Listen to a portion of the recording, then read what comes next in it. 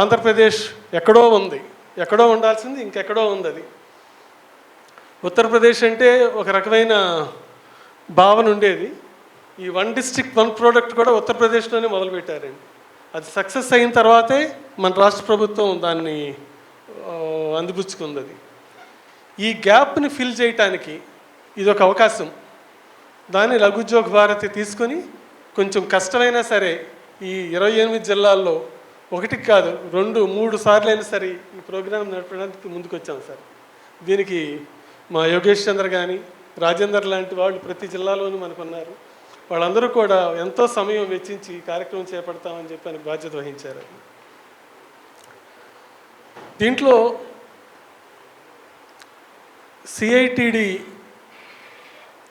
అందరికీ తెలుసు, అంటే మెకానికల్ ఇంజనీరింగ్ తెలిసిన వాళ్ళందరికీ కూడా సిఐటిడి గురించి తెలుస్తుంది.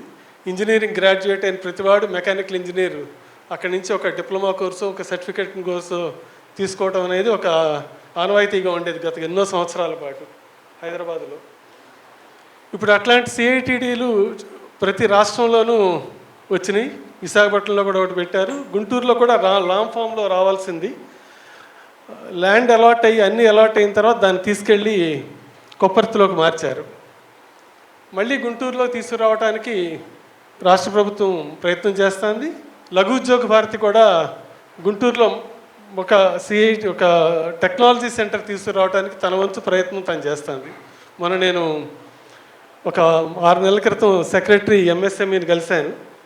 ఈ ప్రపోజల్ ఏమైందని అడిగితే ఆయన గుంటూరులో పెట్టడానికి ప్రపోజల్ ఇన్ ప్రిన్సిపల్ క్లియర్ చేశామని చెప్పారు వారు.